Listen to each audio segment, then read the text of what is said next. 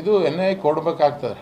ಯಾಕಂತಂದರೆ ಇದರಲ್ಲಿ ಧರ್ಮಸ್ಥಳದಲ್ಲಿ ಕೆಲವೊಂದು ದೊಡ್ಡ ದೊಡ್ಡ ಶಕ್ತಿಗಳು ಕೆಲಸ ಮಾಡಿ ಇದು ಭಾಳ ಪ್ಲ್ಯಾನಿಂಗ್ ಮೇಲೆ ಮಾಡಿದ್ದಾರೆ. ಇವರು ಒಂದೆರಡು ಸರಿ ಪ್ಲ್ಯಾನಿಂಗ್ ಅಲ್ಲ, ಇದು ಭಾಳ ಪ್ಲ್ಯಾನಿಂಗ್ ಮಾಡಿ ವ್ಯವಸ್ಥಿತವಾಗಿ ಇಲ್ಲಿ ಜಾತಿ ಧರ್ಮಗಳಿಗೆ ಯಾವ ಥರ ಬೆಂಕಿ ಹಚ್ಬೇಕಂತಂದು ಬರೀ ಒಂದು ಕೋಮಿನ ಜನರನ್ನು ಉಪಯೋಗಿಸಿಲ್ಲ. ಇದರಲ್ಲಿ ಎಲ್ಲ ಕೋಮಿನ ಜನರನ್ನು ಉಪಯೋಗಿಸಿದ್ದು ಭಾಳ ಪ್ಲ್ಯಾನ್ ಮೇಲೆ ಮಾಡಿದ್ದಾರೆ. ಹಂಗಾಗಿ NIA ತನಿಖೆ ಆಯ್ತು ಅಂತಂದರೆ ಎಲ್ಲ ಸತ್ಯಾಂಶಗಳು ಬಯಲಿಗೆ ಬರ್ತವೆ. ಯಾಕಂತಂದರೆ ಬರೀ ಕರ್ನಾಟಕ ಅಂತಲ್ಲ, ಕೇರಳದೂ ಭಾಳ ಕೈವಾಡ ಇದೆ ಇದರಲ್ಲಿ.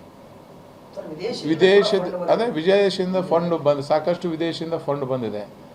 ಪ್ಲ್ಯಾನಿಂಗ್ ಪ್ರಕಾರ ನಾಳೆ ಏನೇನು ಮಾಡ್ಬೋದು ಅಂದರೆ ಒಬ್ಬ ಮನುಷ್ಯ ಯಾವ ಥರ ಹೇಳಿಕೆ ಕೊಡ್ಬೋದು, ಅವ ಮತ್ತೆ ಚೇಂಜ್ ಆದರೆ ಏನು ಮಾಡ್ಬೋದು, ಅವು ಓಡೋದ್ರೆ ಏನು ಮಾಡ್ಬೋದು, ಅವ್ನು ಅರೆಸ್ಟ್ ಆದರೆ ಏನು ಮಾಡೋ ಅಂತ ಅಡ್ವಾನ್ಸ್ ವೀಡಿಯೋಗಳು ಮಾಡ್ಕೊಂಡು ಇಟ್ಕೊಂಡಾರೆ. ಅಂದರೆ ಇದು ಎಷ್ಟು ಪ್ಲ್ಯಾನಿಂಗ್ ಇರ್ಬೋದು ಅಂತ ಲೆಕ್ಕ ಹಾಕ್ಯಾರೆ.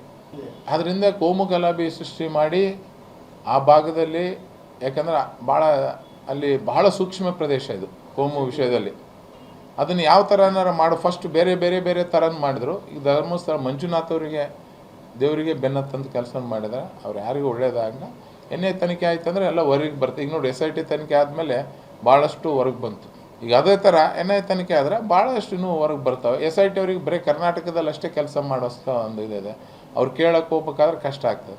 ಇವತ್ತು ಕೇಳೋದು ಕೆಲವೊಂದು ಪ್ರಭಾವಿ ರಾಜಕಾರಣಿಗಳು ಇದರಲ್ಲಿ ಭಾಗವಹಿಸಿದ್ದಾರೆ ಮತ್ತು ಔಟ್ ಆಫ್ನಿಂದ ಸಾಕಷ್ಟು ದುಡ್ಡು ಬಂದಿದೆ. ಅದೆಲ್ಲ ಆಗ್ಬೇಕಾದ್ರೆ NIA ಇಡೀ ಎಂಟ್ರಿ ಆಗಲೇಬೇಕು. ಆದಾಗ ಸಿದ್ದರಾಮಯ್ಯ ಅವರು ಬಾಯಿ ಏರ್ಕೊಂಡಂಗೆ ಆಗಲ್ಲ ರೀ. ಹೊರಗಿನ ದೇಶಗಳಲ್ಲಿ ಎಲ್ಲ ಹಿಂದೂಗಳ್ನು ಫಂಡ್ ಕೊಡೋಂಥ ಪದ್ಧತಿನ ಕಲೀಲಿ, ಅದನ್ನು ಸ್ವಾಗತ ಮಾಡ್ತೀವಿ. ಸಿದ್ದರಾಮಯ್ಯ ಸಾಹೇಬ್ರಿಗೆ ಏನಾಗಿಬಿಟ್ಟಿದೆ ಅಂತಂದ್ರೆ ಒಂದು ಯಾವ ಥರ ಈ ಥರ ಕಾಂಟ್ರವರ್ಸಿ ಕೊಟ್ಟುಬಿಟ್ರೆ ಅಲ್ಲೇ ಮಾತಾಡ್ಕೊಂತ ಇರಲಿ ಅಂತೇಳಿ. ನೀವು ಈ ದಸರಾ ಉತ್ಸವದ ಉದ್ಘಾಟಕರನ್ನ ಅವ್ರನ್ನ ಯಾಕೆ ಮಾಡಿದ್ದಾರೆ ಹೇಳ್ರಿ? ಈ ಧರ್ಮಸ್ಥಳದ ಇಶ್ಯೂ ಸ್ವಲ್ಪ ತಿಳಿ ಆಗಲಿ, ಅದಕ್ಕಿಂತ ದೊಡ್ಡ ಕಾಂಟ್ರವರ್ಸಿ ಆಯ್ತಂದ್ರೆ ಅದ್ರ ಬಗ್ಗೆ ಜನರು ಮರೀಲಿ ಅನ್ನೋ ಒಂದು ಉದ್ದೇಶಕ್ಕೆ ಈ ದಸರಾದ ಉದ್ಘಾಟನೆದು ಈ ಥರ ಕ್ರಿಯೇಟ್ ಮಾಡಿದ್ದಾರೆ.